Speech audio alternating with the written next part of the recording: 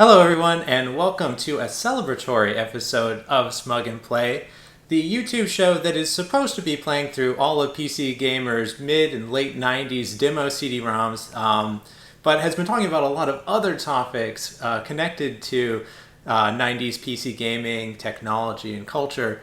And today is another special episode. This one to commemorate our milestone for the channel, hitting 100 subscribers. At this rate, we should be able to, make some ad revenue about 10 years from now. So that's exciting. 107 subscribers, actually. I think the algorithms bestowed us with organic growth for some reason. But yes, somehow. thank you. So Google sent me an email saying that I shouldn't think about trying to make content for the algorithm. All the algorithm does is represent the deepest, darkest, innermost desires of our viewers. So I should try to cater to that, and then the views will follow. So if that is the case, then our viewers are extremely shallow, because all they care about is the Pentium 3, and occasionally they care about Fry's Electronics, but only when Fry's has gone out of business and you can no longer go there. So thanks, Sure. Thanks YouTube. Sure. So this video, we're going to go through all the comments that have been posted on our videos and respond in a little bit more depth. Usually my brother responds and he goes into his own diatribes about whatever he's thinking about. But we're going to try get a do-over and give a little bit better feedback. But it's funny that you mentioned the algorithm, because we're going to start with our most viewed video. Our top two most viewed videos are actually both Pentium 3 systems, Pentium III builds. Yeah. If you look at our analytics, most of our views do come from YouTube search, and the most commonly searched for terms are Pentium with a 3 and Pentium III. For the life of the channel, those have been our most common search terms. So here we are. This actually was an attempt to play the algorithm. So this is the full title of this is let's upgrade my Pentium 3 to 750 megahertz and test with a Voodoo 3 3000. So I tried to get 3DFX, Voodoo 3, Pentium 3 all into the same string of words there, and unsurprisingly that is our most viewed video, the only one the algorithm points anyone to. But yeah, you want to read the first one? Well, I'll say before we read the first one, this video really highlighted something that the algorithm doesn't necessarily favor, which is the 440BX chipset, which is a legendary chipset that was released with the Pentium 2 400, I'm going to say. And, it ran for a long run. Yeah. And I think this will give some evidence to it. So Alex Embleton here is saying, my 99 2000 build is rocking a 1 gigahertz Pentium 3 with a GeForce DDR. Runs really well for what I want to play. I got it cheap. It's on an Asus CUBX-E I got for $15. Yeah. And we should, so the 440BX was only supposed to live for like a year or so. It was supposed to die in 99. It was sort of it was a minor bump from the LX, the 440LX, in that you got 100 megahertz frontside bus, and you got I think the LX. Did the LX also have AGP? Yeah, and AGP too. AGP, but it didn't have a 100 megahertz frontside bus, and it was paired with nicer south bridges that had things like ATA33, and so it was an evolution of the LX, and it wasn't meant, I think, to have the long life that it did, but enthusiast board manufacturers picked it up and turned it into an amazing chipset and a legendary chipset in products such as the CUBX-E that Alex Embleton has discussed here. Do you have other things to say? So what happened is Intel tried to get us to buy this very expensive RAM called RD RAM. And that didn't work so well, and they ended up making a chipset for SD RAM, but it wasn't quite as fast as the 440BX, overclocked to a higher frontside bus to match that chipset. And so the CUBX is from this kind of 2000 year era where people were re-releasing the 440BX with socket 370 motherboards, because all the 440BX motherboards up to that point were on the slot one, where you had processors on cards, which was a lot of fun. But when the socketed chips came out, there was this revival of 440BX motherboards, advertising in many cases that they would overclock to 133. Right. And Asus was more conservative. They just called it the CUBX, but Abit called theirs like the BX 133, which is kind of like guaranteeing a thing that maybe wouldn't work for you. 440BX, when it's overclocked, it runs your AGP bus too high, and out of spec, some graphics cards have a problem with that. Specifically, ATI graphics cards dislike that very much. NVIDIA cards coped a bit better, I would say. But also, like, if you put in 2 sticks of SD RAM and you ran the timings really aggressive, it often didn't work on 440BX. Like, it wasn't meant to be pushed to 133 megahertz frontside bus, but it was a stopgap measure because your other alternatives was VIA had their Apollo 133 chipset that would allow you to get 133 megahertz frontside bus. When we talked about this in another video, when Intel originally launched 133 megahertz frontside bus Pentium 3s, they didn't have a product that could actually take advantage of it because their RDRAM boards were delayed.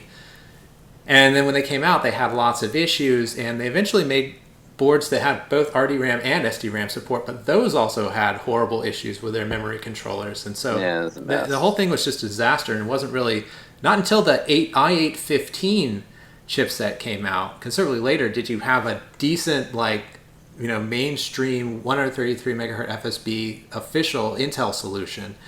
And so, souped up BX boards filled in the gaps, and BX was very solid, and it's a great board for retro computing around the sort of late 90s period because it'll run everything from the early Pentium 2s up through Pentium 3s, depending on what your manufacturer made available in the BIOS and what sort of VRM setup they put on there if it can support the different voltages needed by those later processors. But scoring one for $15, Alex, you got a deal. I think most people are going to be more like the retro dude abides here, who said, "Hey, I have that same motherboard." The motherboard we featured was an SE440DX2 from I think a Dell OEM. It was a Gateway OEM. Gateway. Well, we asked retro dude, and he got it from Dell. So those are like the common things that you can find. And you had to run an older BIOS. Back then, I don't think BIOSes were tested very hard. And, well, it was often that you kind of had to test a few of them sometimes. Yeah, Intel decided that they didn't want to support the Coppermine Pentium 3s on some of their boards, even if the VRM supported it. Like, they had this whole internal technical document about what things technically supported it, and then in the last BIOS revisions, they're like, you know what, cut them off, which was unfortunate. Yeah, I mean, the Intel motherboards were, bulletproof, but they did not want you to do anything outside of the spec that, or anything that another product of theirs that costs more might be able to do. They wanted to maintain, they're not A-bit, they're trying to maintain some segmentation in their products. So now we're going to get to some of the longer comments. Now, one of the things I really loved about hosting the channel are the longer comments that we get. This one from Kami, they really dig in deep. And I don't want to abridge. I want to celebrate that our channel has been a forum for people to share sort of longer, more technical sort of memories of things from this era than you might be able to do. Really get read like on a Facebook group or something like that. So Kami says, meh. Just kidding. It's a really nice rig, folks. I agree that this combo is sweet for everything, probably up to 2001, 2002, if we include less demanding titles like RTS games, which we should because, Total Annihilation, StarCraft, all that's from this era. Here's what I got nearly 2 years ago for 35 euros, shipping included. 8-bit BE62 in its box. Great shape, by the way. I was impressed considering its age and accessories and everything. Probably the best slot 1 motherboard for its flexibility, added ID controller, BIOS compatibility. You can use every slot 1 socket 370 CPU, even exotic ones like the BIOS C3 Nehemiah core that launched way later than the board. Obviously, it also supports Tualatin CPUs, so that's good for you Pentium III fans. And I'm saying that having really nice other slot 1 boards like the 8-bit BH6 is a later revision of the BE6. People do prefer the BE6 for build quality reasons. The BX6, I think, which was actually earlier. The Asus P2B, which is considerably earlier. That's like a Pentium. That was Asus's Pentium 2 440BX board, the P2BF. The P3BF, which is when, like the CU-BX, was a BX board intended to run Pentium 3s. Gigabyte BX 2000 plus. The only problem the B62 has is the absence of a fourth RAM slot, but 440BX is known to have problems with four slots occupied by 256 meg sticks, so it's not that much of a problem. And you know, I think really doesn't. So some of those boards have problems with just 3 sticks running at. The i8-15, that one can't run with 3 sticks at 133 FSB. I think at 133 for sure. Yeah, at 133 FSB, I think on the 440VX either you can run with even 3 sticks. So the fact that you can't get away with 4 is not terribly surprising. Yeah, you know, DRAM takes a lot of power. An MSI slot kit adapter. Oh, remember slot kits? Oh, I got one of those.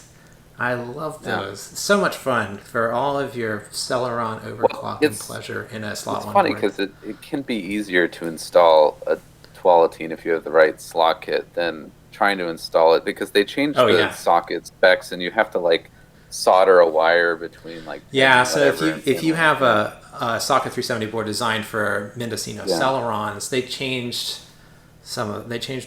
one of the pens or something like that, so you had to fool around with and then they changed it again with the Tualatin, so it's sometimes easier to use the slot kit as long as you have the VRM that goes down to a or some of the slot kits I thought also had some voltage regulation hardware on them that could help. So not all slot kits are created equal. There are all sorts of different ones. I'm not so familiar with MSIs. I had an 8-bit one.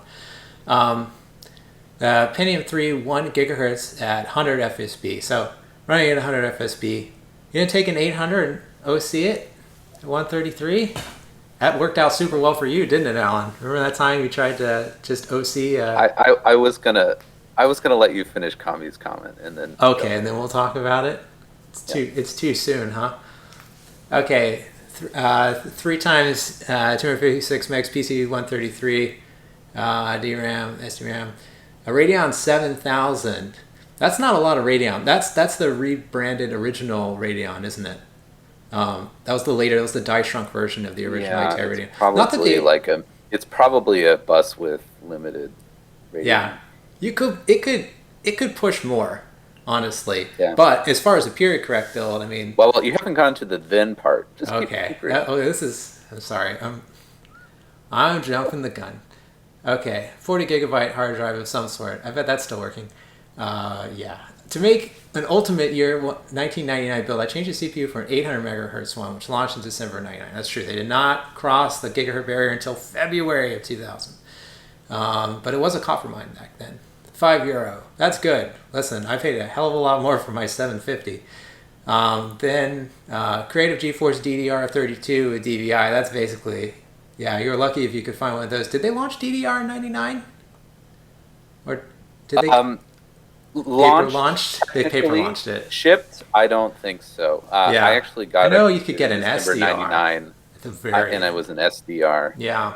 I just like the Creative because it's the Annihilator. Oh, yes, the Annihilator. I think the DDR was called the Annihilator Pro. Yeah. Oh. Yeah. 3D Blaster Annihilator. Gotta love Creative's marketing back then. Oh, so good. I mean, Diamond just had like the monster. But they didn't have the Evil King Voodoo 3 or things like that. There's some great horrible products out there. 2 Creative Voodoo 2s and SLI. So this is when you're serious about your late 90s retro gaming, when it's not enough to have like one really solid 3D solid. You need to have right next to your GeForce DDR, the SLI Voodoo 2s. But you kind of have to. So the thing about InGlide, so there's an NVIDIA Glide wrapper that you can run, but it requires a DX9 compliant card, so that blows your period correctness. So if you've got the slots, man, just stuff them. Even though it's 1998 hardware, it's cool. It's very cool. Yes, it's very cool and expensive. €20 for each one.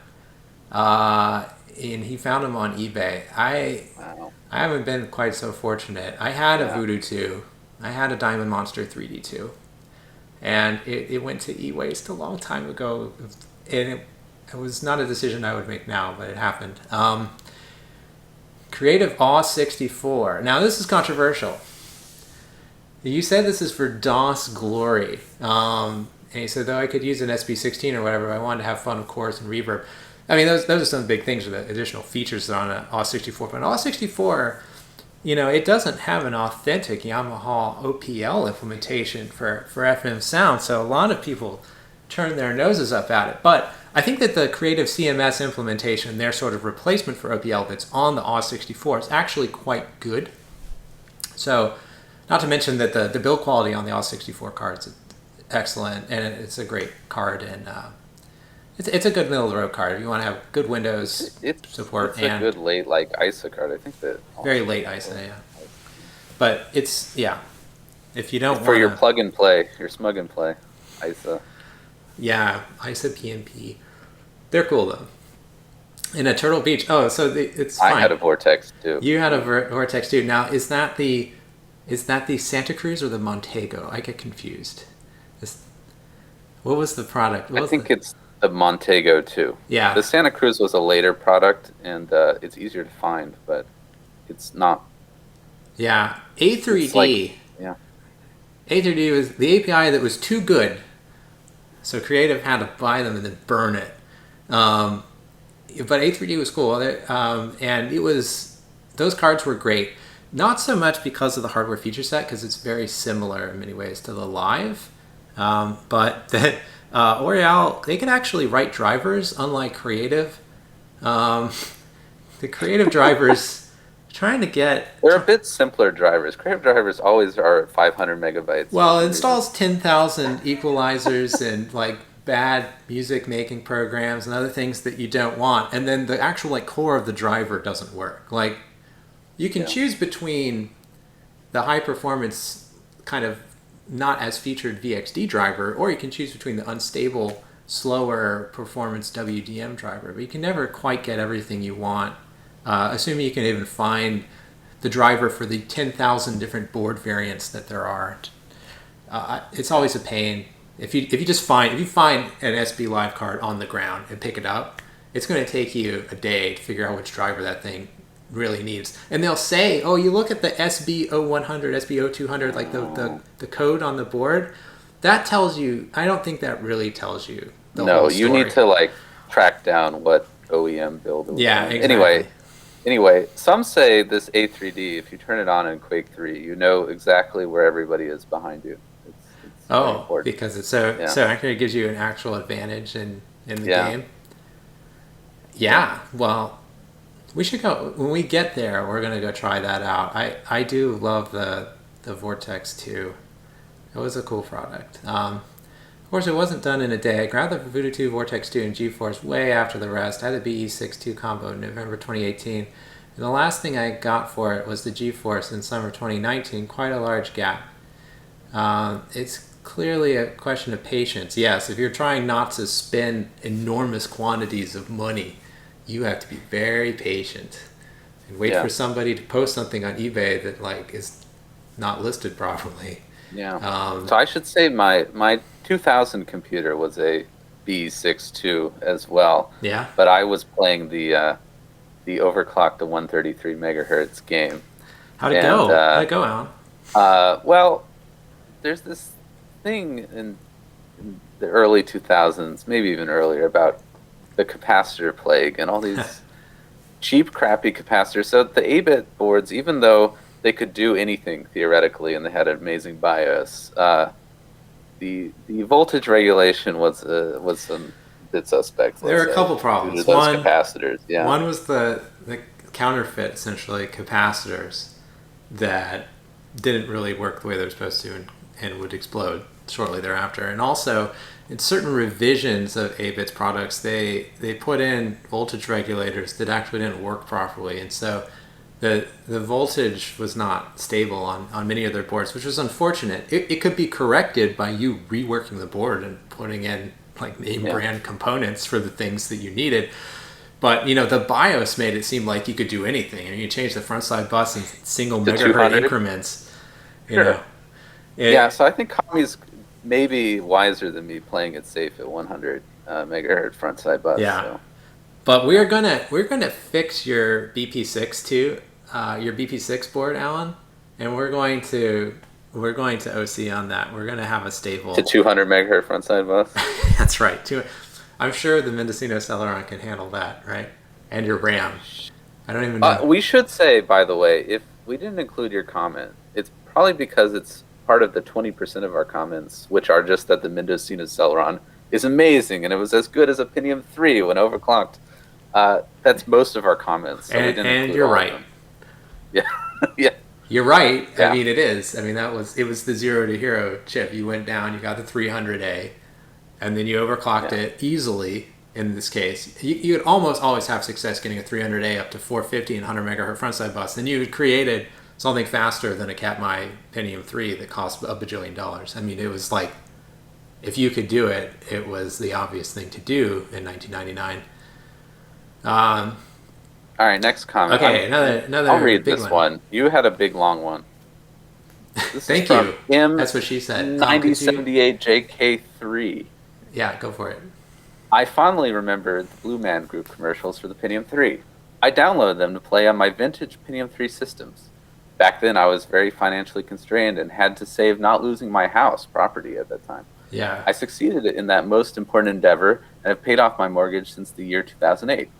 In 1999, I couldn't afford a custom PC. All I could afford was a $400 eMachines eTower 300K with an AMD K6-2 processor at 300 megahertz. We all remember seeing those at Fry's. Oh, yeah. I like those computers. Anyway, They're cute. However, I wanted to play newer 3D games, so I opted to get a Voodoo 3 2000 PCI card and replace the power supply in the eMachines. It did not have an AGP slot.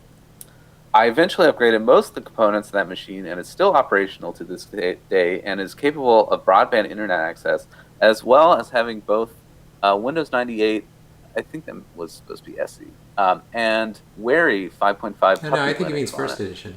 It means just vanilla. He doesn't want to upgrade.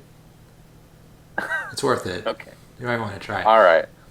Okay, the processor was upgraded to a 450 megahertz one, so gaming-wise, it was roughly comparable to a 450 K62, or is that, or could you run a K63 yeah, I think so. on it? You think? Probably K62. Probably. Maybe plus. More common. I was in envy of those that had the Pentium 3 at the time. Pentium 2, Celeron, and K62 systems were still widely being advertised and sold throughout '99. Later on, I purchased several used Pentium 3 systems to satisfy my craving to have powerful systems of that beloved era. I even have a Voodoo 3 3500 TV card. You wish you still had yours on. Yes, I at one time had a Voodoo 3 3000 3500 AGP with TV, 183 megahertz RAM. Man. With the purple puck. The purple video pod with it had S-video and composite input and output, and it was, if you were doing SD video editing, it was actually quite impressive. Obviously a competitor to ATI's All-in-Wonder series of cards, but like 3DFX kind of knocked it out of the park with the exception of some of the aesthetics. All right, so can you scroll down a little bit while the first new PC that I custom built myself was a 1 gigahertz AMD Athlon Thunderbird system in January 2001. For some reason, I had problems with Windows 98 Second Edition with stability, so I got Windows 2000 Professional on that Athlon system, and it ran like a charm until support was ended, I think, back in the year 2010. I preferred Windows 2K to Windows XP because it didn't have that online activation BRM crap. Yeah. And yes, it run most of the PC games that ran on XP. It did have problems with Mini 9X games, but there were some good titles that played just fine. Thank you for your great video. Wow. Yeah. Yeah. So I think there are a lot of there's a lot of to things mind that this here. viewer's doing right. First, paying your mortgage for your house. Yeah, do that first. Is more important. Yeah, more important than old hardware. If you your Voodoo 2 SLI setup won't help you if you don't have a house to play it in. Yeah.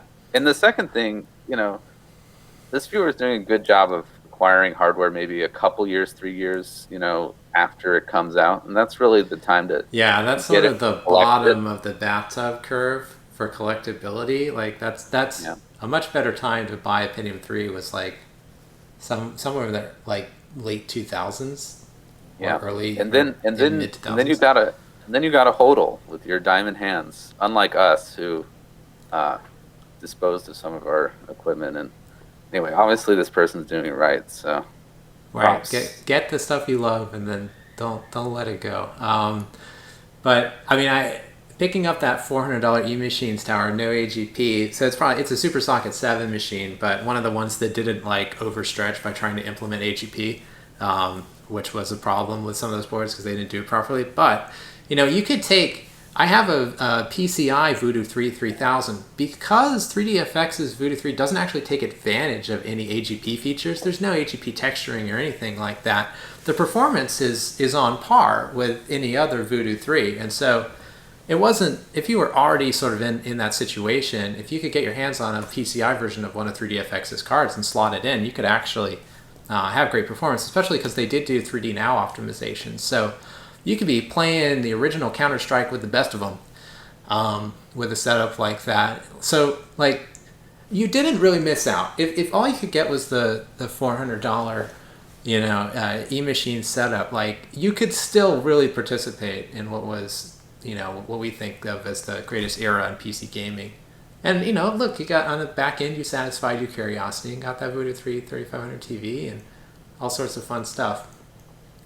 I also had a Athlon Thunderbird system that I built. I don't know if I built it in 2000 or if I built it in 2001, but it was only like a 700 megahertz because I put all the money into a gigantic OptiQuest monitor. I just wanted to have a high refresh rate, large format monitor, and I was already in 2000 or 2001. I was thinking, computers today are so fast. It doesn't really matter if I get a 700 megahertz or 1 gigahertz system. Obviously, later programs would change my perspective on that. So I'll do the next one. Johnny Macaroni here Johnny Macaroni. came in, edited this. There you go. So in this video where I upgraded from a 450 megahertz Katmai Pentium 3 to a 750 megahertz Coppermine, I did some benchmarking in Unreal Tournament and also I believe in Quake 3 Arena. And I asked viewers why I was seeing such a big discrepancy between Glide and Direct 3D when benchmarking in Unreal Tournament, thinking that Glide being a lighter weight API generally and more optimized for the Voodoo cards would be faster in all cases. Well, turns out that when you switch between Direct 3D and Glide, behind your back it flips on all these additional quality settings, which is nice and actually was noticeable. I thought I saw a difference, and so I thought it would respect my settings when I switch between renderers, but it doesn't actually do that. It just changes them. So you should know that if you're playing Unreal Tournament, you're using Glide mode, it is turning on additional quality settings behind your back. If you're more concerned about FPS than you are about nice, dynamic lighting and blends and things like that, then maybe switch it back. But if you want it just to look nice, then that's fine as well. Cool. Thank you, All Johnny, right. for pointing that out. We appreciate it. Oh, now we're going to talk about our most controversial video. Oh, I've got so much to say. Alan, why don't you Our Apple M1 video. preface this? Now, we had a video that Oh, showed John Hodgman as PC dead and listing to the side. And we had a tombstone that said IBM PC 1980, whatever, 1 till 2020. Indicating that the IBM PC is like this modular, upgradable x86 machine was essentially toast. Alan? sure. I mean, and so obviously it was a bit provocative, both the thumbnail and the title, Clickbaity. but that's a little bit. But that's because I think our larger point was really hard to summarize into like a title, right? Yeah. So our point was like, hey, there are these system-on-a-chips that are catching. Well, they've been big in the laptop and mobile space, Right. but we think they're coming to the desktop, and that means like having a motherboard with 1 million sockets and ways to expand your computer is dying off. And so we were talking about like the IBM PC is dying because back in the day, IBM basically created the standards for a personal computer. They said, hey, like, here's what the bus is going to look like. Yeah. Here's what the BIOS does. Yeah. And it seems like in the future, even on desktop, I think it's reasonable to expect that you might just have a motherboard with one chip on it, and that's your CPU, your GPU, and your DRAM all bundled together. Yeah. And they might still have slots, for expansion, but it's just a very different model. I think though people kind of looked at the clickbaity title and just assumed, like we said, oh, like Apple's going to win this. Yeah, they assumed that we were Apple fanboys. And somehow, if you watch the video, you would know that we pointed out, we tried to have a balanced perspective that there are advantages to this in terms of, power per watt or performance per watt, and overall system efficiency. An enormous disadvantages when it comes to the longevity of the system you purchase because you no longer have the ability to upgrade it, and also some potential waste issues because you no longer can replace modular components in order to keep something going. So we tried to kind of look at both sides, and we also pointed out that what's happening in the mainstream is different than what's happening in the enthusiast market. And of course, we having a YouTube channel about PC gaming are probably more on the enthusiast sort of side of things, but. So people reacted somewhat strongly in some cases, and now let's read a comment before we just keep on preaching. Absolute Long Play says, I think this is a stupid step backwards. Nothing beats a Ryzen in performance and compatibility. Apple made this M1 CPU just to squeeze more profit per computer sold. They were tired of paying royalties to Intel and AMD per Mac sold. And I think that's probably part of the reason that Apple is doing this. Yeah, obviously this will be more profitable for Apple to supply themselves rather than to buy things from somebody else. But it also, one of Apple's big problems is to differentiate themselves in a space where computers are commoditized. They want to be different so that they can justify the higher price tag, and this also allows them to do that. So it's not merely to make more money. Certainly, that's a large part of it, but also to also to differentiate their offerings in the market. But this argument here, nothing beats a Ryzen at performance and compatibility. It's like, well, with x86, machine code compatibility, and if we're talking about current generation Ryzens for specific purposes, yes, but M1 is M1 is Apple's initial low-end offering. It is not meant to compete with the. I mean, it's not. So this says performance.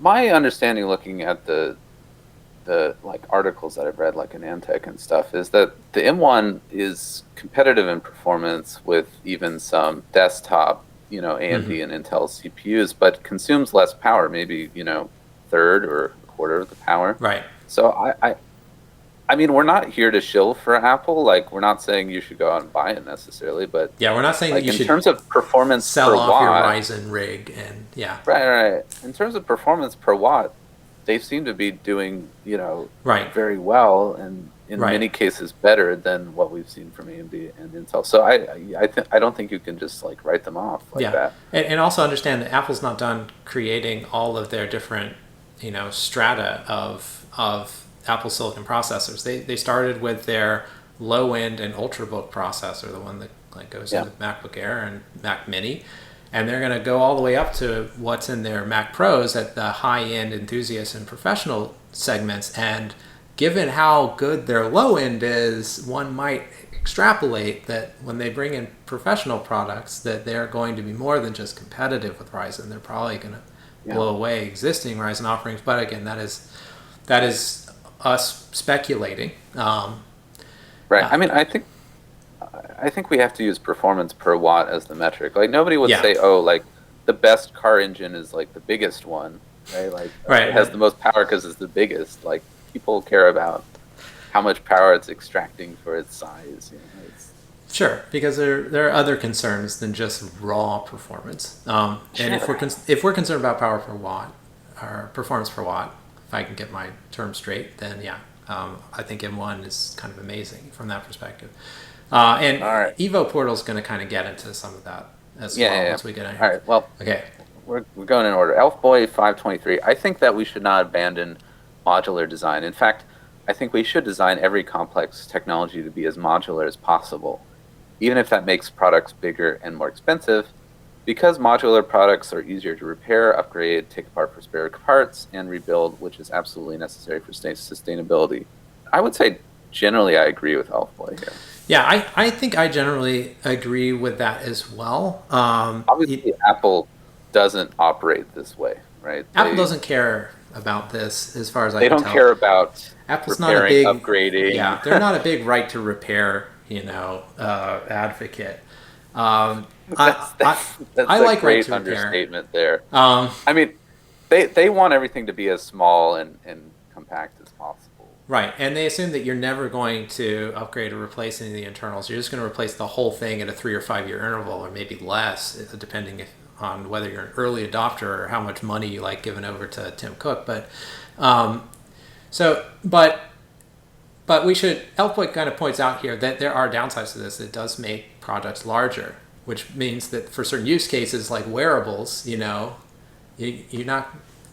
It's hard to have a modular wearable. There's some form factors and use cases that don't lend themselves well to modularity, and it does make things more expensive, and it makes them consume more power, and those are downsides. I think that things might not be as bad if Apple and other people who are pushing SoCs make SoCs that last for a long time. Even if you throw them away, the amount of waste actually would be less than an individual modular component. And there's a lot less material, in Apple's whole M1 Mac Mini than there is in NVIDIA's RTX 3080. So I wouldn't compare those two. Well, what I'm saying is one is a modular component, and the other one is like a whole computer. And if you threw them away, I think you would end up having ultimately less waste in the case of the SoC. That's not. I'm obviously stretching things and not doing an apples to apples comparison for the sake of making an argument, but there are degrees to which strength and modularity can, and other factors that can impact things from like the waste angle, so interestingly, after we did this, there's a company I believe called Framework that came out with or are launching a product called the Framework Laptop, which is a fully modular laptop. Not fully modular, but the batteries are modular, the graphics are modular, and the storage is modular, and it's designed for you to be able to upgrade it and to replace individual components, which is designed very differently from traditional laptops. I think that the CPU is still soldered onto the motherboard, and so if you want to upgrade that, you do need to change out the motherboard. The motherboard, however, has been designed to be upgraded, and it has standard interfaces to connect everything. So there are people who are trying to bring modularity to products that have not traditionally had it, that might benefit from it. So I think it's a really great idea. I love what Framework's been able to do, because it's something that is very close to the Ultrabook form factor, but it gives you the benefits of modularity. So definitely, if you're into right to repair and you're looking for modular solutions for your computing, take a look at Framework's new laptop. It's neat. All right, let's go to Evo Portal. Okay, these guys are idiots. Yeah, I want to read it. Oh, come on, you got the last two. Evo Portal says, these guys are idiots. They have zero understanding of CPU architecture and the capabilities of any of the CPUs they're talking about. Also, Apple is using TSMC's 5 nanometer process. Everyone else is on either 14 nanometers or 7 nanometers, or 10, or Intel. If AMD or Intel were on 5 nanometers, they would blow away that Apple SoC as if it were a joke. Not only that, Apple's CPU has less functionality. Nobody is going to switch from x86 in our lifetimes when 95% of software and software development is done on and for x86 CPUs. No, a 5% faster CPU on 5 nanometer is not going to change that in our lifetime, even if AMD or Intel can't get the latest and greatest fab node. Again, these guys are idiots. Now, I will plead I'm NOLO. I'm gonna say Evo What? Portal is right about one thing. We are idiots. This is true. No, my brother is an idiot. Oh, sorry. He mentioned both of us. Thank you very much. I will plead I, NOLO contendere to being an idiot. However, I will vociferously object to certain of these arguments that I think right. are just false. I, So where do you want to begin? well, Because I want to acknowledge something Evo Portal is saying that I agree with, which is like we don't want to argue that like any one architecture is better than another. We're not saying right. like, oh, like the M1 is better than x86 or anything No. like We don't that. want to say that And any that would Apple Silicon chip is better than any x86 chip. We're not. Yeah, we're not making that argument. That argument makes no right. sense. And I think he's also trying to bring out like, okay, there's the process, and that affects performance per watt, which I mentioned should be like the gold standard, right? Because Yeah. if you have a smaller process, you're going to have better performance per watt for sure. Yeah. What do you want to point out here? So a few things. Nobody's going to switch from x86 in our lifetimes when 95% of software development is done for x86 CPUs. Well, here's the thing. Binary compatibility doesn't matter that much because we have code compatibility. And Apple managed this transition very similarly to how they managed the mid-2000s transition from the RISC-based PowerPC architecture to x86, and that they provided basically perfect code-level compatibility. You just recompiled your program in the newer version of Xcode for a new target, as well as an emulation layer that functioned very seamlessly to provide backwards compatibility with with PowerPC binaries on the new x86 architecture. They just did the same thing between x86 and Apple Silicon, where if you want native performance, it's a recompile away with maybe some changes. There were actually more changes from going from PowerPC to x86 because you went from a big endian architecture in PowerPC to a little endian. So, there could be byte swapping and things depending on what you're doing. I had some software that I was writing at that time, and I was I had to remove some swapping that I was doing because I previously had to reconfigure some stuff for little endian operations within an application. But so there's actually, and if you look at the software that's most important to people on Apple's platform, it's stuff like Photoshop, creative software and things like that.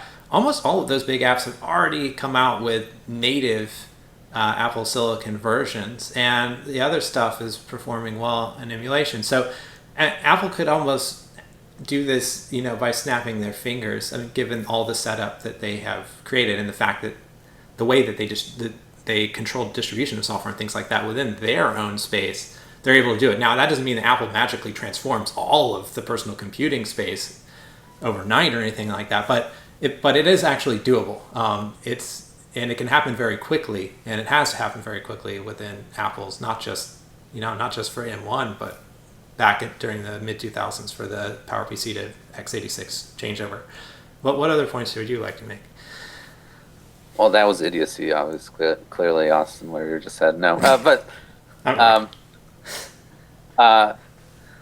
I think Evo Portal's responding mostly to like sort of the title and the thumbnail, maybe. Yeah. I think with regards to our actual point, which is like SoCs are going to take over probably in the desktop space, and that we'll also see ones of different architectures like ARM versus x86.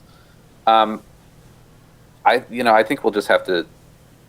I think we'll be proven true. I mean, like for example, like why is NVIDIA buying ARM? For example, I mean I'm not going to be very surprised if I see NVIDIA releasing an SoC that has a GPU and a CPU and RAM on it. Mm-hmm.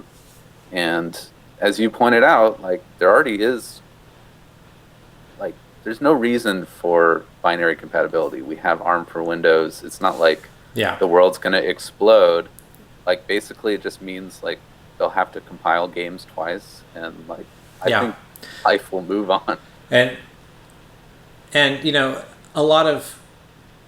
a a lot of what we're talking about was not just the performance of the specific Apple M1 chip, which does benefit from being on a smaller process, as has been pointed out, but it also shows that Apple's been successful in getting access to those processes before AMD and Intel, which doesn't bode well for them. But M1 is their low end offering, and it's already competitive with some of the high end consumer products that AMD has. So I think the case might become even more compelling when we see Apple continue to roll out their higher end stuff. I'm not saying that M1 will beat any processor that AMD or Intel could possibly make in the future, or that Apple necessarily will be able to keep pace with them as all of the competitors in this field continue to improve their offerings. But it's a really strong start, and it strongly suggests that Apple's going to be performance competitive as well as performance per watt competitive in the CPU space and the SoC space. I think one of the reasons it's very competitive is that the memory's on package. Like, whenever there's a big revolution in terms of speed, it's about getting to the memory faster. I think that is one argument against Elf Boy's comment here, unfortunately, which is just when things are extensible, like the physics are a little bit against you in terms of running very high clock speeds. Yes, because and low latency. Because electrons can only go so far. When you're clocking things at 4 gigahertz or 5 gigahertz, the electrons simply can't propagate out that far. When they're passing over something with resistance, and unfortunately, real metals have some resistance. Yeah. One day, supercomputing and superconducting will merge, maybe. Who knows? We'll do another video talking about how everything is dead when we do that.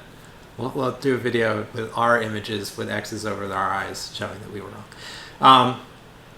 So anyway, that was interesting that we put out something there that generated so much passion and response. Well, please don't feel bad if you bought it. We're not trying to say it to be controversial. Yeah. I mean, we were going out with kind of a big premise. That's not really what we do necessarily on our show. That's true. So that's. Yeah, usually we just watch me do a really bad job of playing PC Gamer demos. That's typically what we do.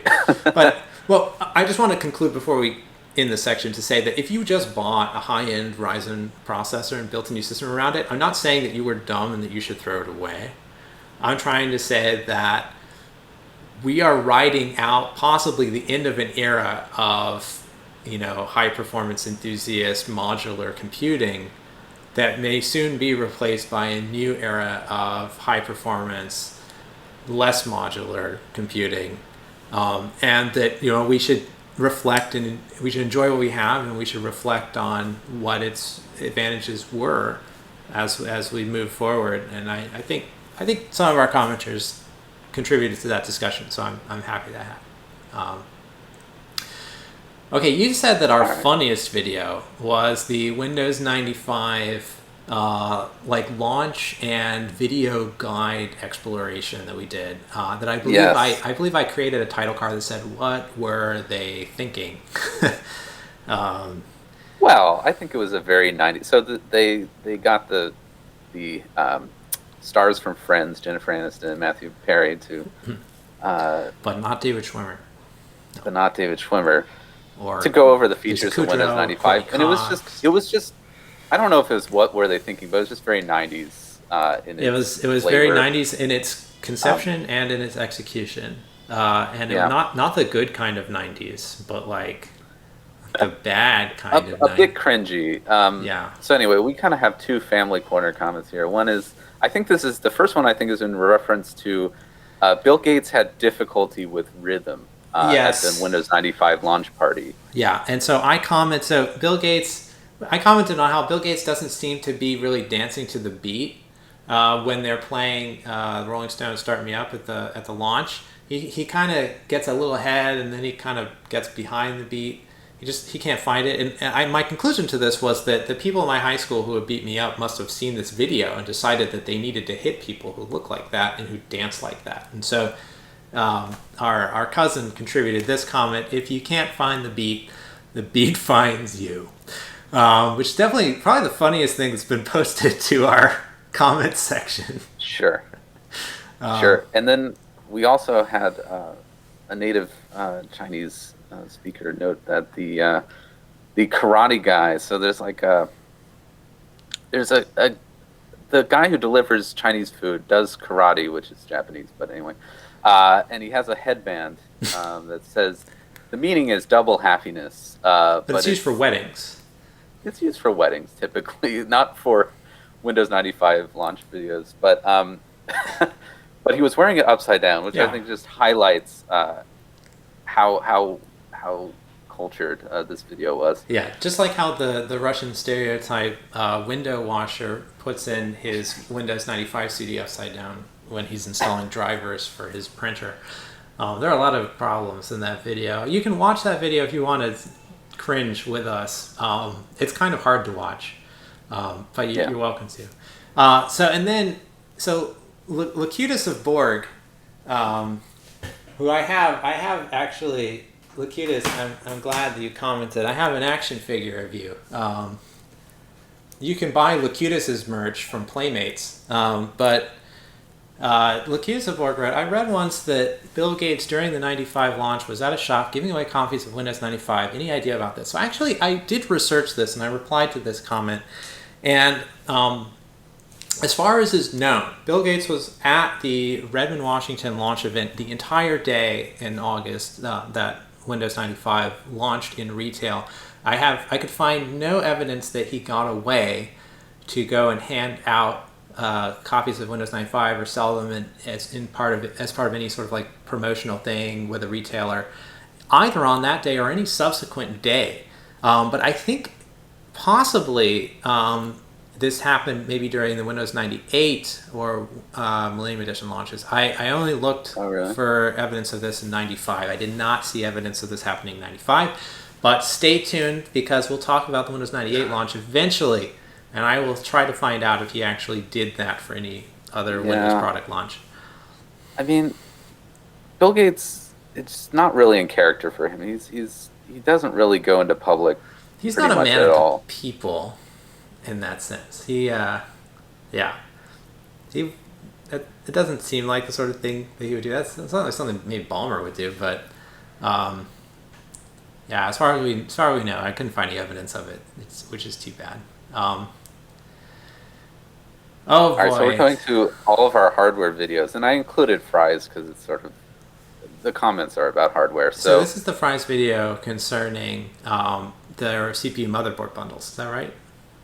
I think I just put them together. You so put I don't them know together? which one this Okay. is. But anyway, we'll read by F. The Tim. I don't know. I just finished up watching the video. One thing that's worth mentioning from my standpoint was the Fry's off-brands of stuff, which varied in quality.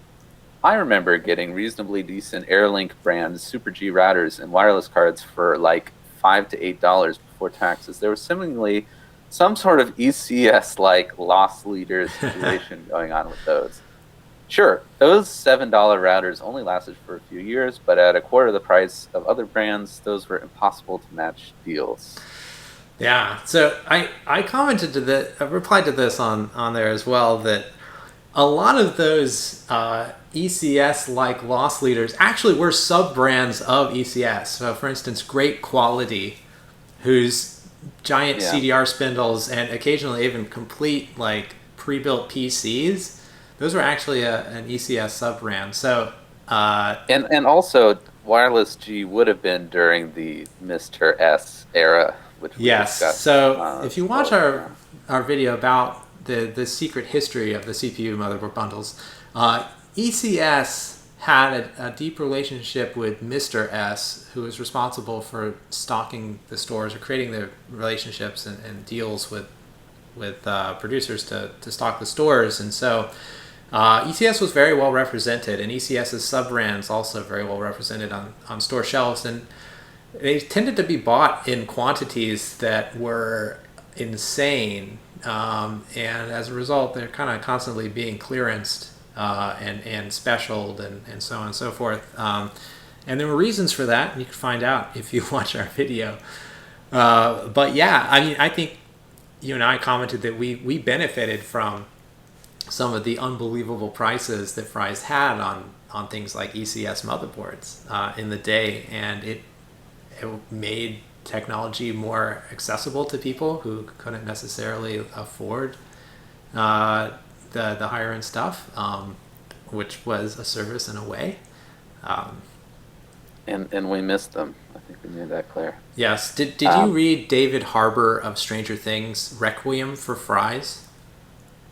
Can I? No. Can Tell us about it. Will you spare me 1 minute? We've already gone to an hour. This is gonna be like a 5 hour long video. So go get a snack if you don't like David Harbour. But this is quite good. David Harbour posted this to his Twitter. When I die, spread my ashes in the board game section of the now permanently closed Fry's Electronics in Alpharetta, Georgia. If heaven exists, it will look like aisle 18, the janky 2-button mouse and laptop external USB number pad section. Such love, such devotion to the dead. God bless you, Fries. You were the pure blood heir to King Radio Shack's throne, and in my memory, your niche novelty casts a broad and noble shadow beside that of Titan Best Buy. David Harbour, everyone, is a Fry's fanboy. That highlights some of the odd aisles that I never understood. There was an aisle in our Fry's that was basically all like trackpads you could buy for your desktop, and I was like, why? Yeah, we should have Connor on here. He's a Logitech TrackMan Marble guy. Wow. We should bring him on to talk about accessories. But yeah, there was always that aisle. So let's read a little bit more Fries. I'll do this one from Main Milena Millares. Is that I hope I'm not too far off. I don't know. 3M, Triple M. I don't know. Triple M. That's good. Those were the days of global controversy of bloated capacitors in many electronic devices, including motherboards. And indeed, it was not only a controversy; it was a huge scandal. As I recall, I did some research into this a few years back, and I don't remember all the details off the top of my head, but there was a Japanese Rubicon, which is a big capacitor manufacturer, employee who basically offered to sell Rubicon's secret electrolytic capacitor formula to a Chinese company for some enormous amount of money. And he did so, but the only problem was that he didn't actually have Rubicon's secret electrolytic capacitor formula. He just had something that he made up. And so without the actual stabilizing chemicals, the electrolytic capacitors mostly have water in them. It's about 70% water. And so without those stabilizing things, the water actually attacks the aluminum. And this creates hydrogen gas actually within the cap, which eventually builds up, and of course is catalyzed by having current run through it, So these capacitors are probably mostly Coca-Cola, I'm gonna guess. Anyway. It's basically salt water. It's like Gatorade, but so that's why they didn't last. So we could talk more about the Great Capacitor Plague, but it hasn't happened yet in our show. We're only in December of 1995, and that's the Great Capacitor Plague is a twinkle in the eye of someone apparently at Rubicon. Sure. And then FVTM, double commenter. Thank you very much. Thank you. I remember getting an ECS board and CPU combo for like $30 at one point. It was an AMD recommended board at that, and put together a cheap PC. We never got a CPU motherboard combo for 30. I think 40 was probably the lowest. Lowest we got was a 40, but there were 30s. I mean, the 31s, especially the Durons. Yeah, that would have been like a K7 S5A plus Duron at like some, not like early Duron, not like T-Bird based Duron, but like the later Durons. I think there were later Durons, but yeah, that was a good deal. What's interesting is that some of those low end ECS K7 boards actually work pretty well. All things considered, they very frequently did have bad capacitors on them that would fail. But apart from that, they were actually fairly decent. A lot of those ECS boards last a long time, other than the capacitors. So, all right. So, our 1 gigahertz e-waste build, that was one of our very earliest videos, also a Pentium 3 video, and we're Yes. very thankful that you And watched it and commented. yes, and I want to say that machine is still in action. I went over to my friend Chris's house, and he was doing another playthrough of Deus Ex in it, and it plays beautifully on that machine. Yeah. So our first comment from Harry S. Human, maybe it's based on Harry S. Truman, I would assume. from either Why The President else? or Twin Peaks. I'm not sure. I'm hoping I can get one of those CPUs for my All-in-Wonder 128 build, which I thought was very specific. Like, I don't know you, Harry, but like, are you editing like analog video or something? Like, He's editing VHS video. I guess. I don't know too many people who are nostalgic specifically for the All-in-Wonder 128, which isn't to say that you shouldn't be. The Rage 128 was not. It was essentially a competitor to the Riva TNT. Yeah. But it has some advantages. The Rage 128 loses less performance when you go between when you move from 16-bit to 32-bit color, which was an advantage for it. ATI unfortunately flubbed the launch of their Rage 128, and so it got all these awards and then like wasn't available for another 2 months or 3 months. And by then there were so many other offerings on the market that it didn't have a huge impact. Apple liked it and picked it up and threw it in all of their products. And so everything from like 97 to 2000 or 2001 is like Rage 128 on the Apple side, but not so much on the PC side. But I love your dedication to ATI's All-in-Wonder 128 product, Yeah. and I wish you well. I was able to find one of those CPUs, I think I said for $7 on eBay. It's not too hard. Just search for the product code, the spec code. It's like 3 alpha nums. Yeah. SL I would something. say, in general, like socket 370 copper mines aren't that expensive. No, because it's not rare, because they were, Yeah. as you pointed out, they were like low-end PCs by the time 2001 rolls They were in around. e-machines. They were in e-machines by then. Well, when Yeah. e-machines moved on from AMD K62 and K63 and Super Socket 7 motherboards. But people love Super Socket 7 because it's very flexible. Yeah. Um, PC Trash Talk. Didn't talk we should trash watch at all. their channel. I want to see PC Trash Talk. That all those parts were expensive back then. You noted that the 1 gigahertz Pentium was $990, which I didn't even remember it was that high. But it's crazy even think in that day that it was that expensive. Nowadays, hardware, you can kind of buy as much as you want. But it was the Threadripper of its day. I mean, I think mostly it was like the single Threadripper. the single Threadripper. It rips through that one thread of execution at 1,000 megahertz. That's huge. I mean, it was a big. Hitting a gigahertz was like a huge psychological sort of achievement, and so obviously they could charge whatever they wanted for it, so long as, Anyway,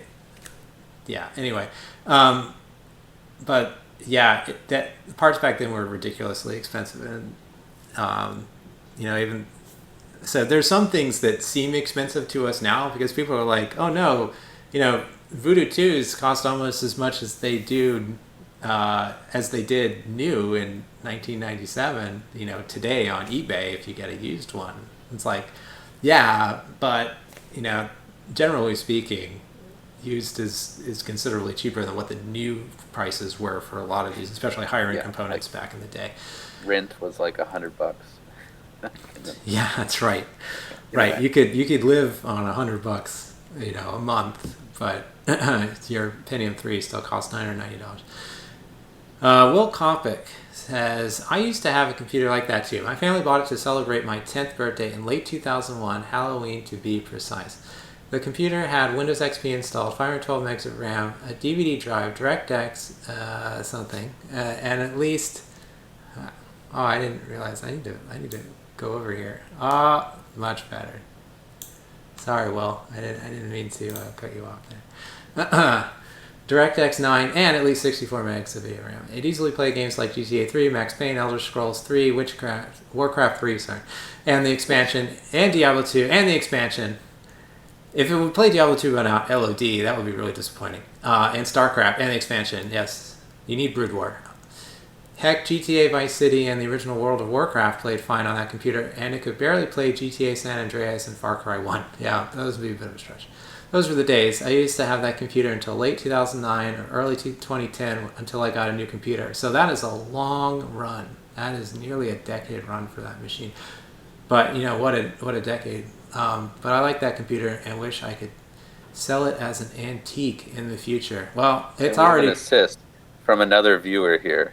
Yeah, Pablo, who says, keep the computer, you'll regret it. You sell it. I think Pablo might have a point.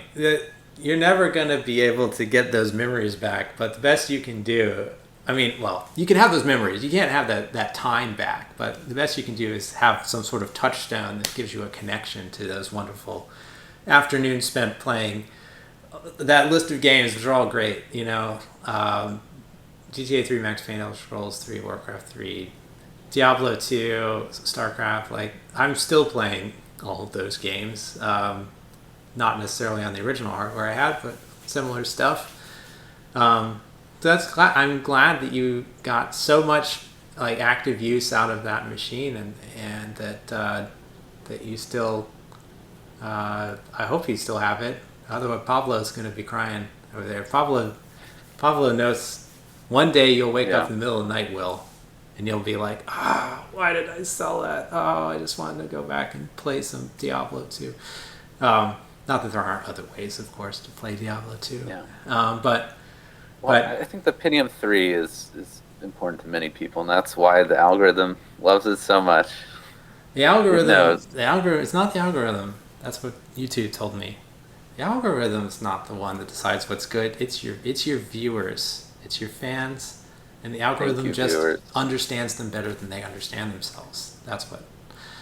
All right, and then the Mendocino Celeron was a video I did.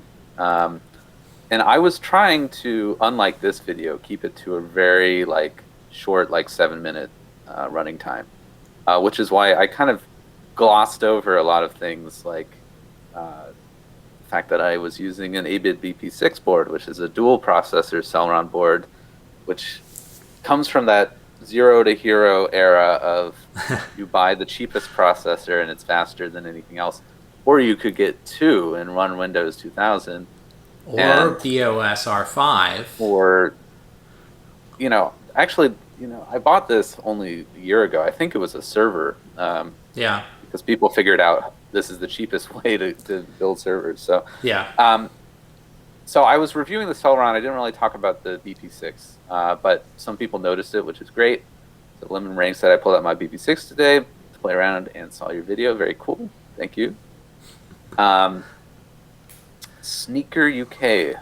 Memories of my old 300A at 450. I had that chip for years. I think the next CPU I had after that was an Athlon 1900 and then a 2000 as I cracked the core.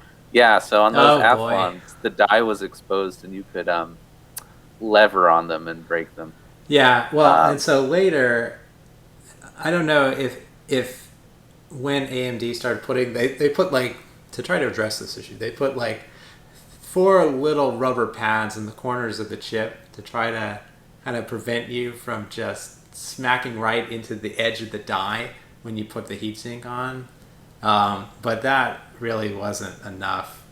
I am still cracking dies to this day. I broke a PowerPC G4 die putting on its heatsink.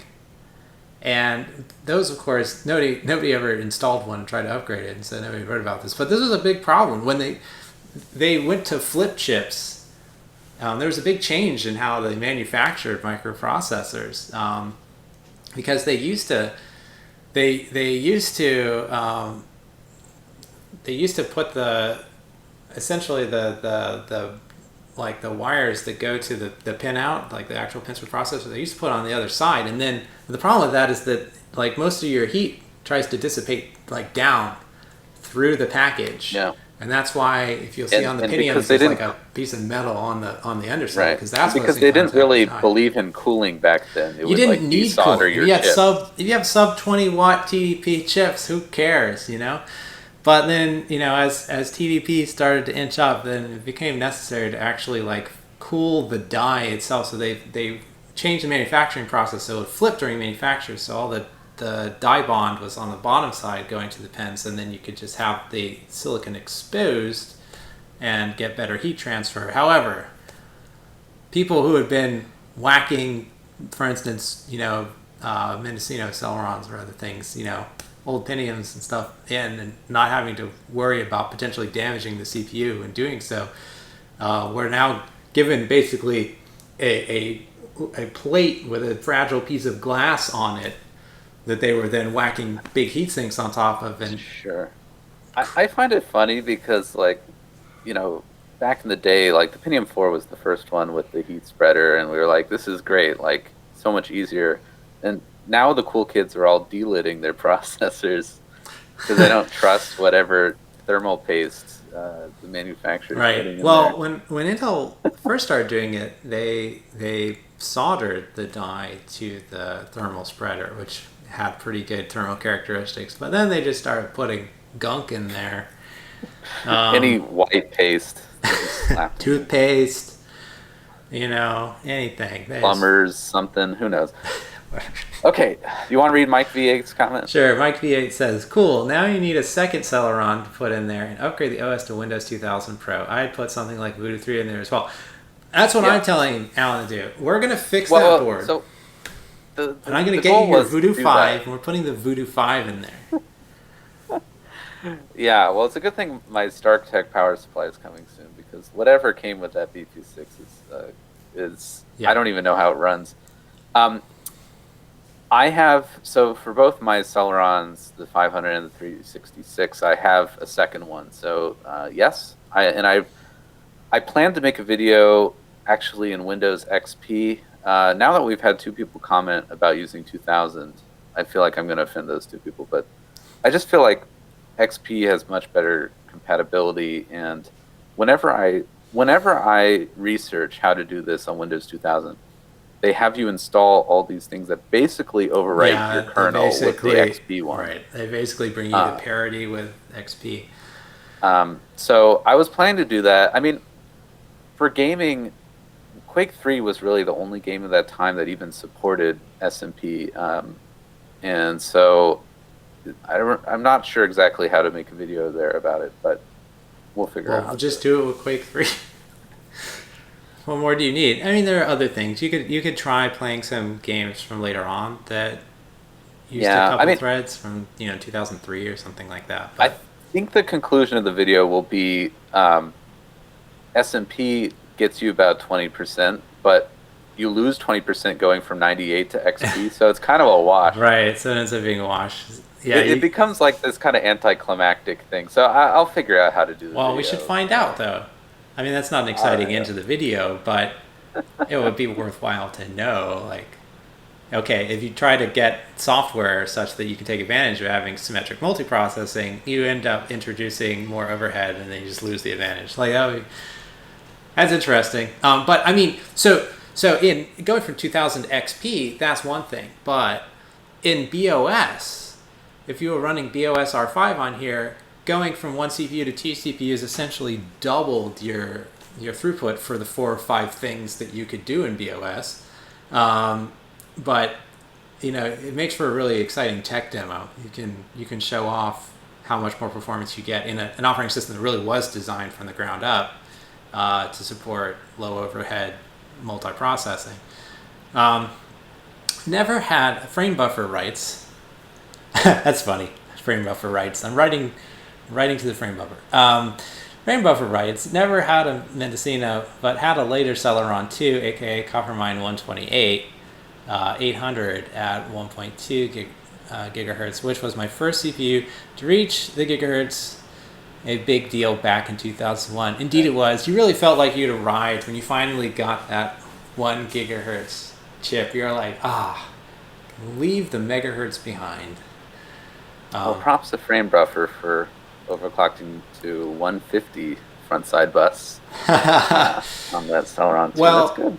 well, okay, yeah, because the Coppermine were all the Coppermine ones 100 megahertz, or Once they some of hit, I them were. think like 700 or something, they just switched it to 100 megahertz because it was such a bottleneck to Yeah, run Celerons at 66 yeah. megahertz front side bus. Tell me about it.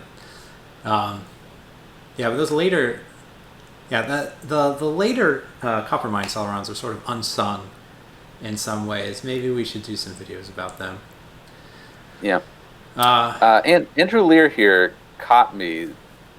I missed the silver oh, Celeron see, sticker that's why in my your video is unboxing. not as popular as my video about my Pentium 3 Yeah. 750 because I did remove the sticker in my unboxing.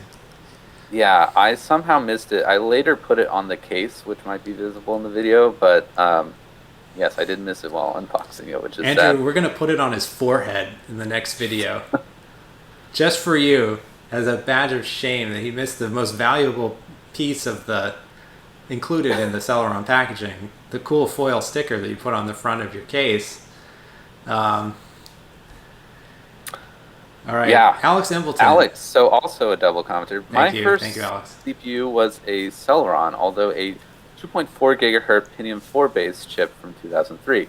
It got me through my middle school and high school years. The computer I had didn't even have an AGP slot. I rocked the Intel Extreme Oh graphics. Those boy. the days. Woohoo!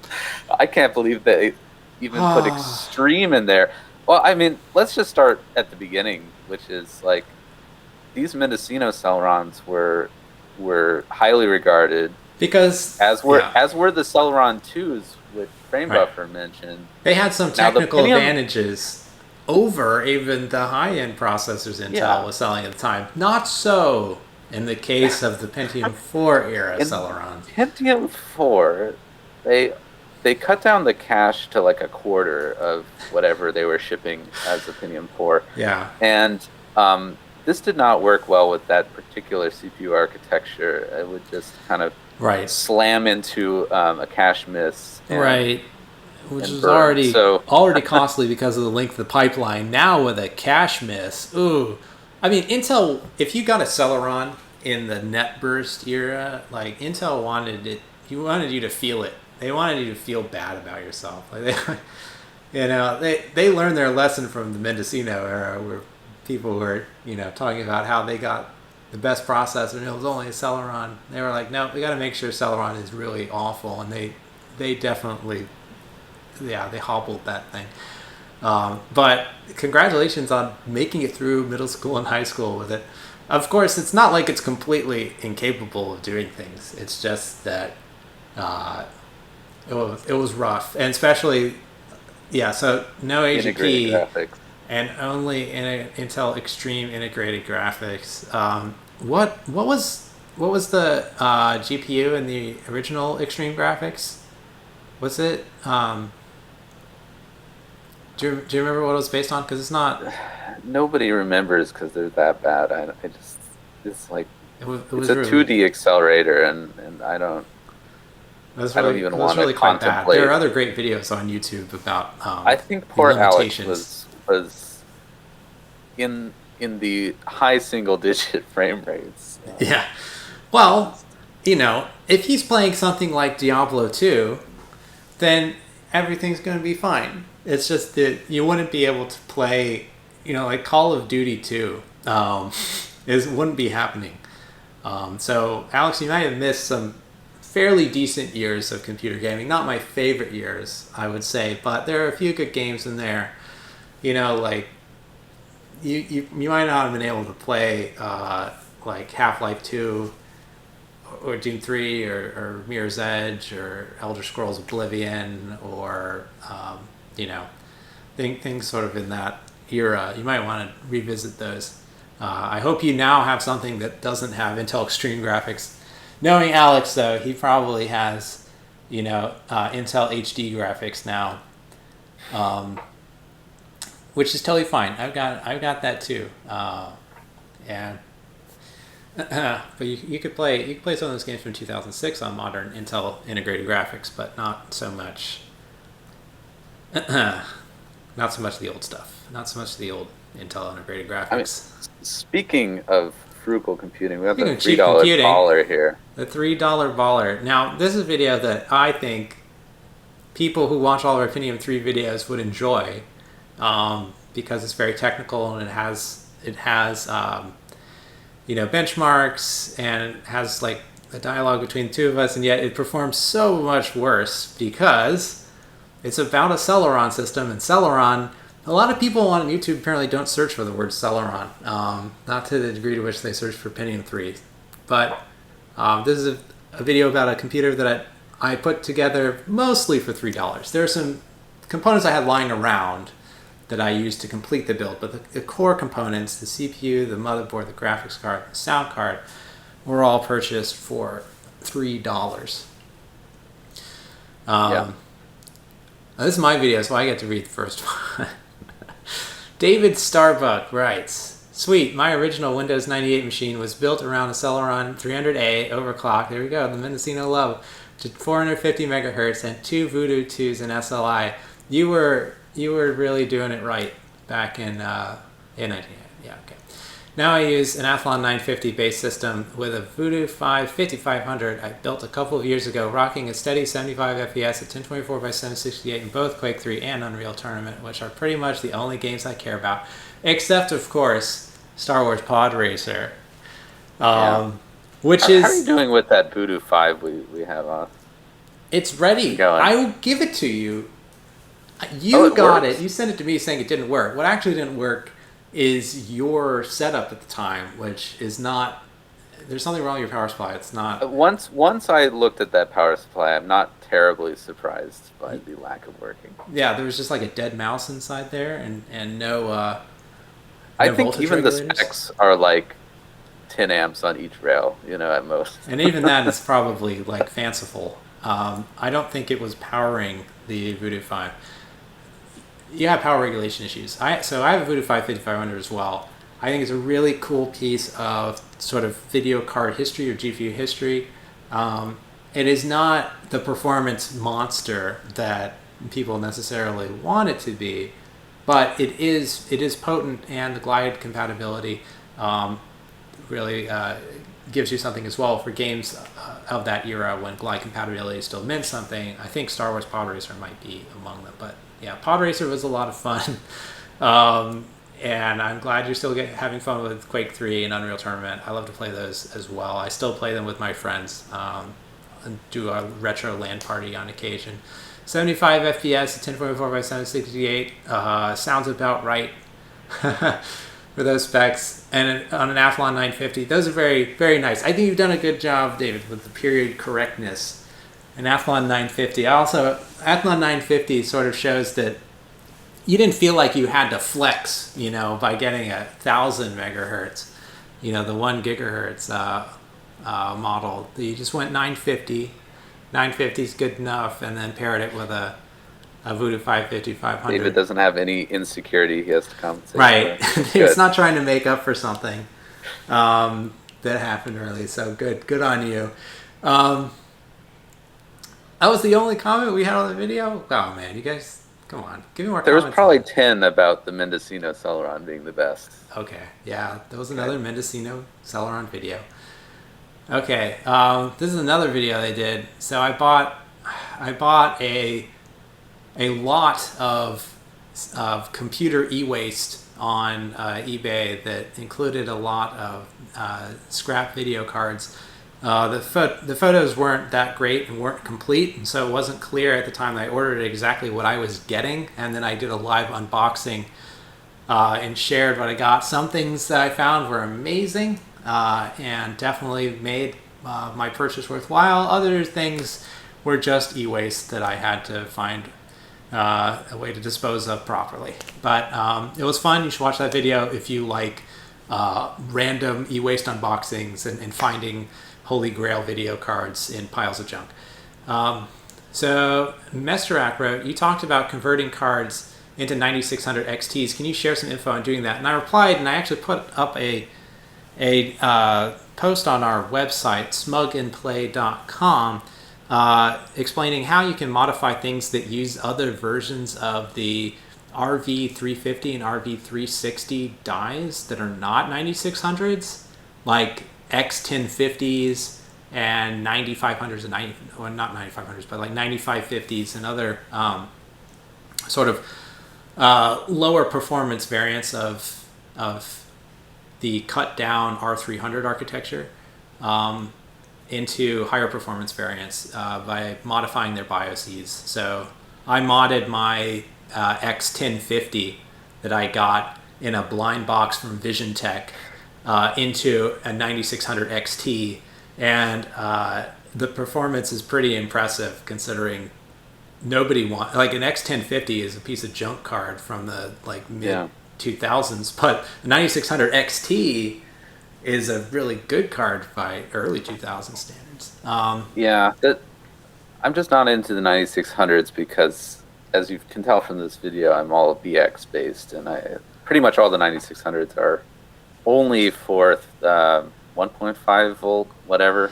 Yeah, so they're AGP8X cards. They want so the 9700 and 9800 Pros tend to be acceptable on BX systems. It's a little bit much for a Pentium 3, but why not? It's too much. Yeah, I mean it's too much for a Pentium 3, but like there are advantages. Phil has some videos about why ATI cards of this vintage actually make good choices for retro computing rigs, and you can't argue with the performance. I'm using my modded X1050 turned into a 9600 XT in a socket A.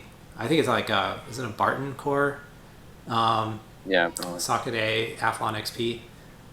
Still running Windows 98, but also the drivers are good. Until you crush that die, which will probably happen in a week. I haven't crushed it yet. Also, the 9600, the RV like 360 die is tiny. It's just tiny little thing. Sure.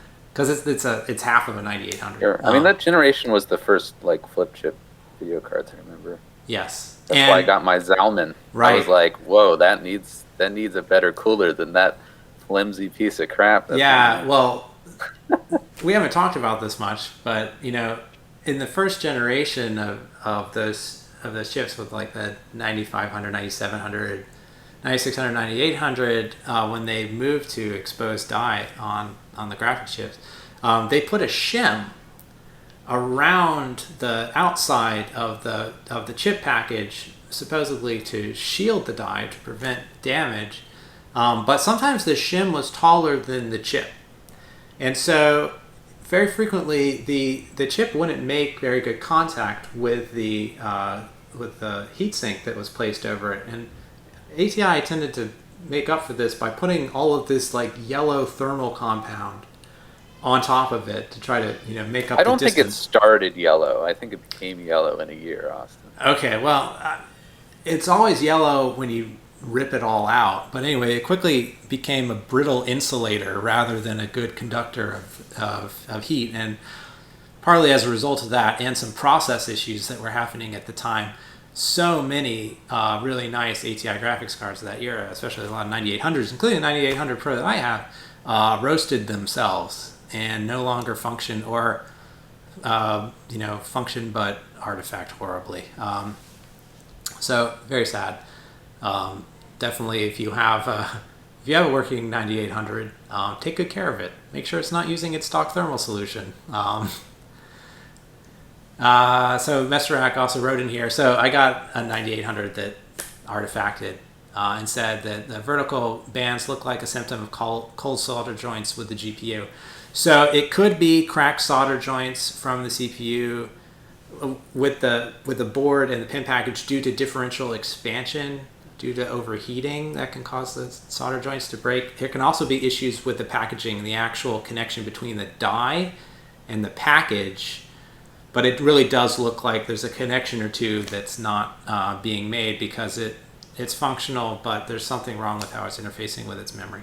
Either that or the VRAM is bad, or the die connect, or like the solder joints on those BGA VRAM chips are perhaps broken. I haven't had enough time and the proper equipment to try to fix it. But yes, I'm working on it, Mr. Rack. I haven't given up yet. I have not thrown out my 9800 Pro that I found in that lot because it looks good. It just needs a little attention. And then Mr. Rack also wrote, I'll gladly take any CPUs you don't want. I actually ended up contacting him and sent him a big box full of crap. Not wow.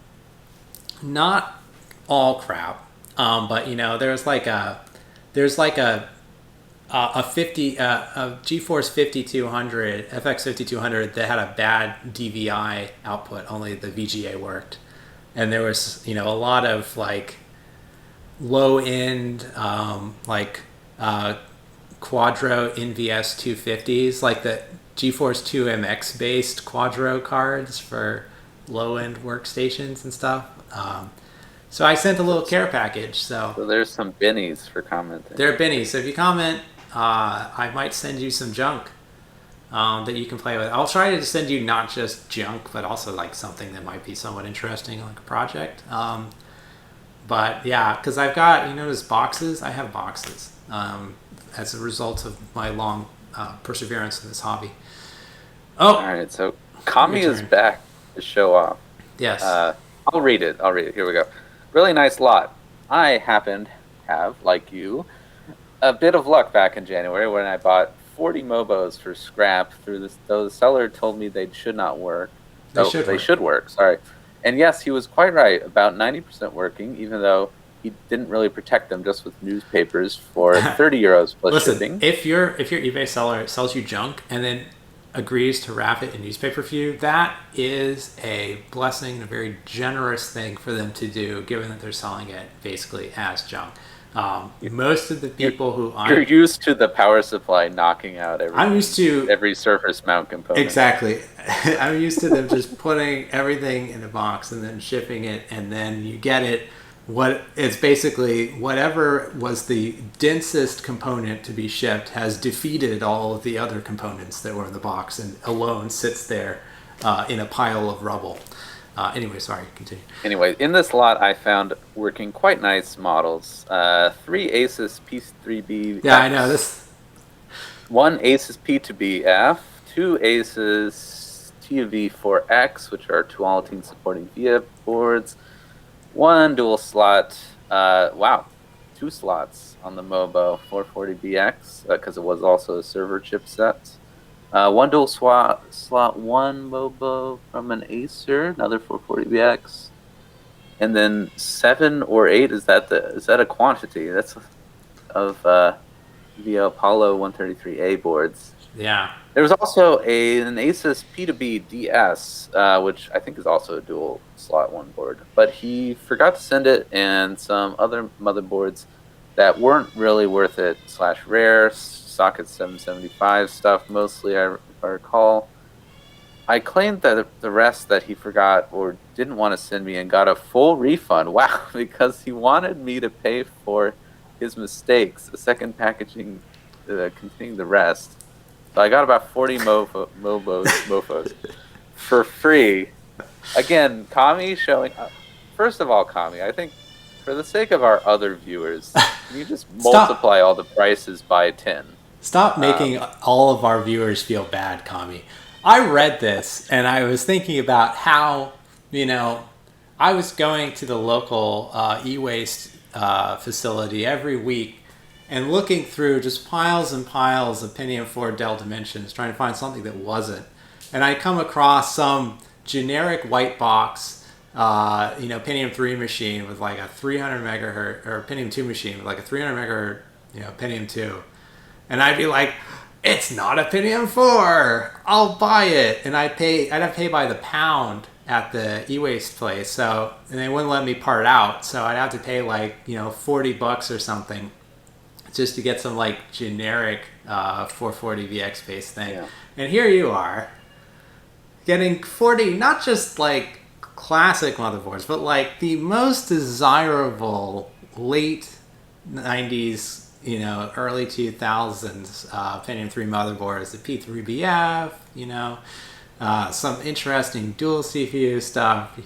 just kind of rubbing in our faces here, Kami. Not that we. It sounded like your baby daughter was upset about this too. That she's extremely upset. Kami's just getting stuff for free. She's getting all the deals. Well. Anyway, we love the comment. It's great to hear about people's scores. Just maybe sandbag a little bit, Kami. Just soften the blow. You can tell us about all the VIA boards you got. You can tell me about all the VIA Apollo boards you've got. Especially if they're ECS or PC chips. But come on, don't tell me about how many P3BFs you have. I just have these Dell and Gateway OEM things over here. I've been trying to build a small 8-bit collection, but it's going slow because everyone else wants to do the same thing.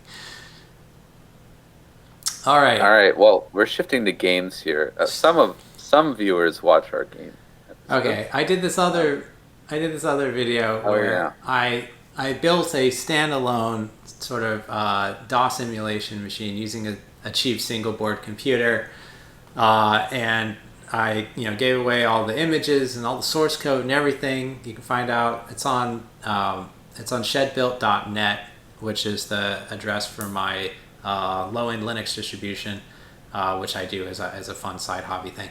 And so, of course, the first question was, because I was demonstrating this on some lesser known sort of Chinese manufactured ARM single board computers, was, can you run this on a Raspberry Pi? And of course my answer is, well, not really. I didn't design mine for Raspberry Pi. There are others similar to this, like DOSBN, that you can run on Raspberry Pi, and it's probably a better option for you if that's the hardware that you have. But the hardware I chose is cheap and very capable for this particular purpose. Yeah, I would say Minty. I'm not sure exactly what's wrong with him. I don't know what's the opposite of an elitist. You're like you want it to only work on the cheapest. Here's the thing: Chinese built. I was turned off by Raspberry Pi because the architecture is very strange.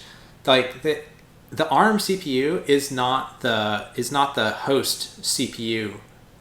In Broadcom's SoCs, it's like the guest CPU, and it actually boots off of its video chip using proprietary firmware. And then once the video chip boots, the video chip sets up the ARM CPU, and then the ARM CPU can then take over execution. But there's a lot of proprietary sort of firmware and other things involved in this process. It makes it hard if you want to be able to build everything from scratch. And I wanted to. I built a whole like build system that could build from nothing the entire system using only open source software, and that, at least at the time that I was doing this, was not possible with Raspberry Pi, and it is possible with some of these other more openly documented boards with more openly documented SoCs. But so that's the nature of my elitism there. But I have nothing against the Raspberry Pi Foundation, and certainly the community there is great for education. Okay, anyway, let's talk about some other games. The Dig. LucasArts Classic. Now, Gabriel C. writes, this demo of The Dig is weird. The voices aren't the voices the game was released with. They're like temporary voices. The Dig is a freaking awesome game, though. Now, I didn't notice this, and I didn't, that the voices weren't the final voices used in the retail release. I hadn't played the retail release in a really long time, so I did not immediately say, hey, that's weird. But I think a lot of things changed. Obviously, this is like an early demo of it, because you don't play the intro sequence. You play a later part of the mission as well in the demo. So that's interesting. But yeah, Gabriel C., thanks for pointing that out. That's an interesting thing. And one of the reasons why we wanted to play through the demos is to discover interesting things like inconsistencies between the demo version and the retail release. So thank you for making my project seem worthwhile. You want to read ROTT? Rise of the Triad.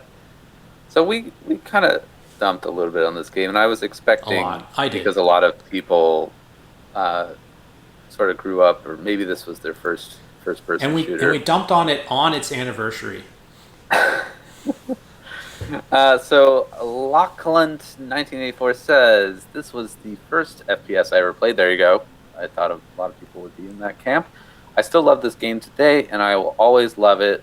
There's really not much I don't like about this game. And I have to say, maybe this speaks to how well Apogee was at getting software out, that so many people played this. You would think Doom would be most people's first, or maybe Wolfenstein. Yeah, you would think Doom or Wolfenstein 3D is a more likely first FPS. And I like both of those games a lot more. In many ways, I mean, Rise of the Triad is basically a sequel to Wolfenstein. And so I could see people becoming attached to it. Certainly if it's your first experience with third-person games and you're playing it outside the context of what's sort of going on in the FPS genre at the time, like it would blow you away. It would successfully blow you away if you'd never seen something like that before. My first FPS was Catacomb Abyss, I think. And so everything seems better than that, but I, of course, have a soft spot for that game, and it's PC speaker sound, and it's like EGA graphics. Ran on your 386. Yeah, it actually ran on my 386. It even ran on my grandmother's 286. Yes, Doom, for instance, ran very poorly. I played a lot of Wolfenstein 3D and Spear of Destiny on that 386. That seemed to be what it was built for. It could actually play that game well. Made a lot of levels for Spear of Destiny as well in the level editor. But it's cool. Lachlan, I'm glad you enjoyed the game and that it got you started in the very active FPS genre in the mid to late 90s for PC. And I think we end on a high note with Brain Dead 13, which is the most loved game on our channel. I don't know how that is. If you want to read, this is like so this is iambic pentameter. This is really interesting. So Brain Dead 13, we played this on one of the PC Gamer demo CDs. It's an animated adventure game that is not well loved. The critical reception was poor because the gameplay is tedious and frustrating. But right, so I mean, we should explain. It's based on QuickTime events. You just have to hit the button in the right direction. But not with QuickTime events like when they did that in later games like Shenmue. Like they would flash on screen when it was time for you to do it. You're not really given any clear indication of when you need to hit the button in Brain Dead 13. So it's sort of it's worse even than Dragon Slayer, but the quality of the animation, the character of the animation is actually fantastic, and from a technical perspective, compared to other games that we were playing, like the animation is very fluid and colorful and high res compared to some of the other things that were available in like 90. I think this was early 95. Honestly, Brain Dead 13, my favorite game, but damn is it brutal. 'Twas obscure as hell, and the genre too. The company then, not knowing what to do, sadly went out of business. Their efforts were futile. Futile, sorry. I ruined the rhyme, Tidy the Pyrobat, because I said futile instead of futile. I should probably do the whole thing over again, but we're going to move on.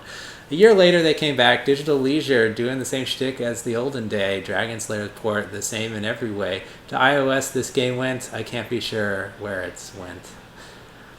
I'm just a huge nerd for this game, despite jack shit me and knowing about it, and it's kind of my dream to work on something like this one day. I'm very happy to see more and more people playing it. And yeah, the game had awful reviews because it was just move and die, the game. Trial and error edition.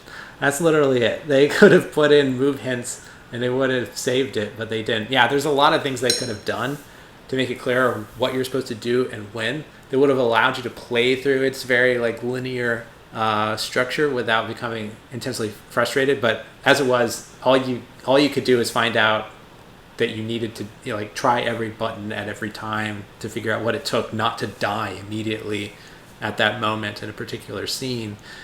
But yeah, hey, I like the rhyming verse, Tidy the Fireback. Can we get more comments like this that are so exciting to read? We do more comment shows if the comments were this exciting to read.